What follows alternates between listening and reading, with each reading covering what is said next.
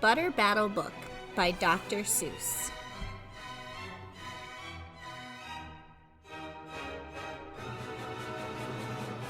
On the last day of summer, 10 hours before fall, my grandfather took me out to the wall. For a while he stood silent, then finally he said, with a very sad shake of his very old head, "As you know, on this side of the wall we are Yooks. On the far other side of this wall live the Zooks." Then my grandfather said, "It's high time that you knew of the terribly horrible thing that Zooks do.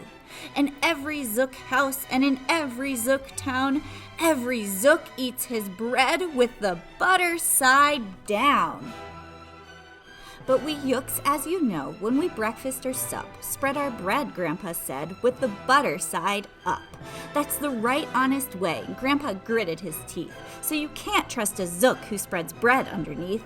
Every Zook must be watched. He has kinks in his soul. That's why, as a youth, I made watching my goal. Watching Zooks for the Zook watching Border Patrol."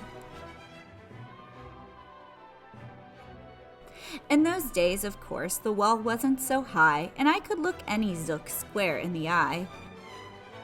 If he dared to come close, I would give him a twitch with my tough, tufted, prickly snickberry switch. For a while that worked fine. All the Zooks stayed away, and our country was safe. Then one terrible day, a very rude Zook by the name of Van Itch snuck up and slingshotted my snickberry switch.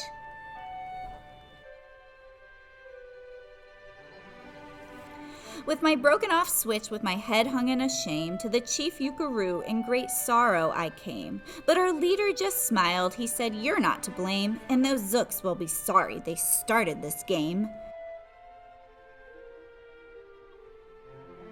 We'll dress you right up in a fancier suit. We'll give you a fancier slingshot to shoot."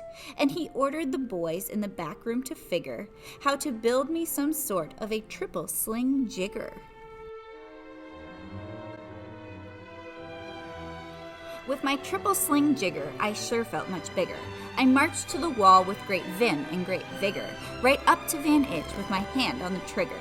"I'll have no more nonsense," I said with a frown, "from Zooks who eat bread with the butter side down." Van Itch looked quite sickly. He ran off quite quickly. I'm unhappy to say he came back the next day in a spiffy new suit with a big new machine, and he snarled as he said, looking frightfully mean, "You may fling those hard rocks with your triple sling jigger, but I also now have my hand on a trigger. My wonderful weapon, the jigger rock snatch 'em, we'll fling 'em right back just as quick as we catch 'em. We'll have no more nonsense, we'll take no more gup from you Yooks who eat bread with the butter side up."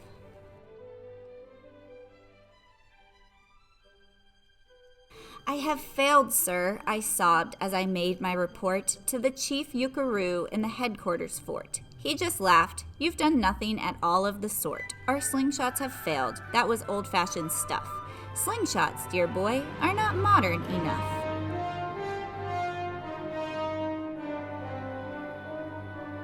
All we need is some newfangled kind of a gun. My boys in the back room have already begun to think up a walloping whiz-zinger one. My bright boys are thinking they're on the right track. They'll think one up quick, and we'll send you right back. They thought up a great one, they certainly did. They thought up a gun called the Kickapoo Kid, which they loaded with powerful poo-a-doo powder and ants' eggs and bees' legs and dried fried clam chowder, and then carefully trained a real smart nog named Daniel to serve as our country's first gun-toting spaniel. Then Daniel, the Kickapoo Spaniel, and I marched back toward the wall with our heads held up high, while everyone cheered and their cheers filled the sky. "Fight, fight for the butter side up, do or die."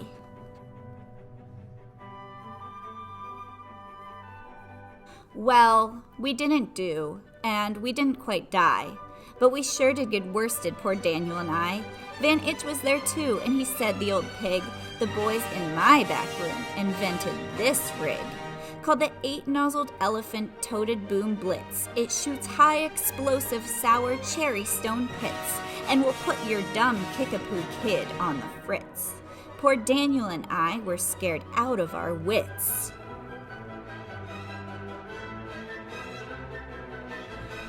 Once more by Van Itch I was bested and beat. Once again I limped home from the wall in defeat. I dragged and I sagged and my spirits were low as I thought that they ever could go. When I heard a boom-ba and a diddle-dee-dill, and our butter-up band marched up over the hill. The chief Yukaroo had sent them to meet me, along with the right side up song girls to greet me. They sang, "Oh, be faithful, believe in thy butter," and they lifted my spirits right out of the gutter.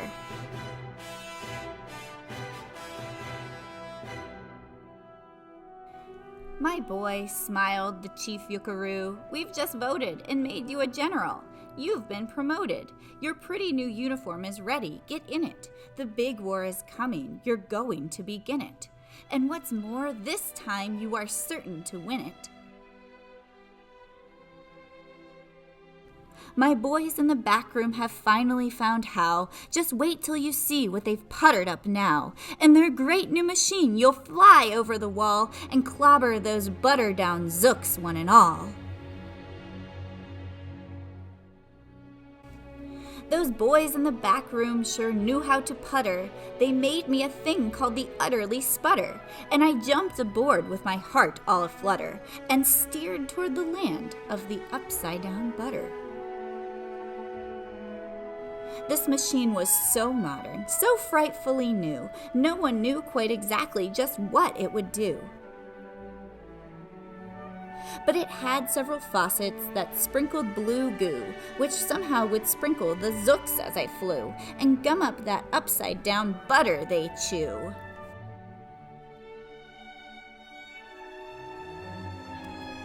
I was racing pell-mell when I heard a voice yell, "If you sprinkle us zooks, you'll get sprinkled as well."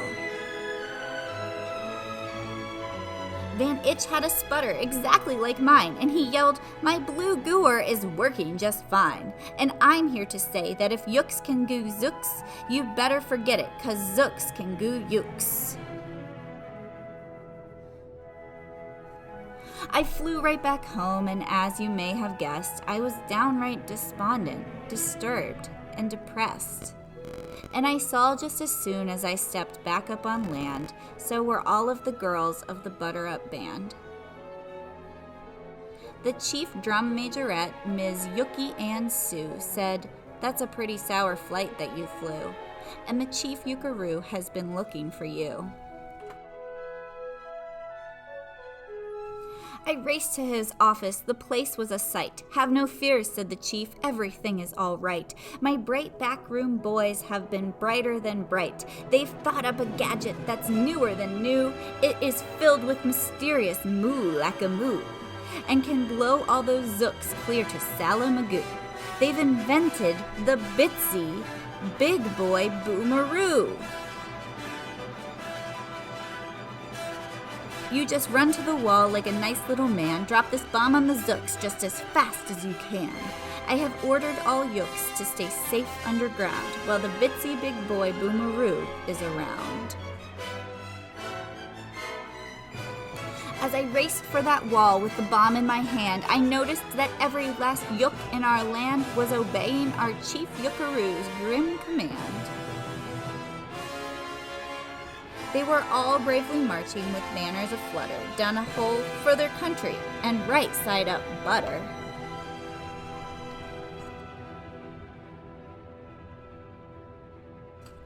That's when Grandfather found me. He grabbed me. He said, "You should be down that hole, and you're up here instead.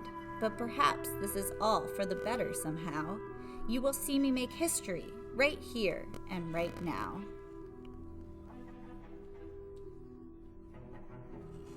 Grandpa leapt up that wall with a lopulous leap, and he cleared his hoarse throat with a bopulous beep. He screamed, "Here is the end of that terrible town, full of Zooks who eat bread with the butter side down."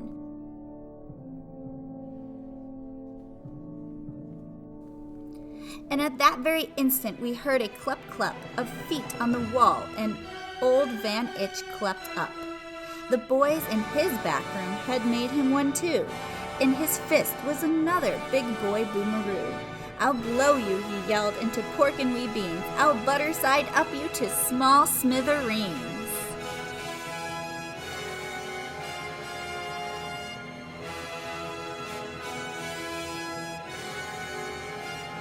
"Grandpa," I shouted, "be careful, oh gee.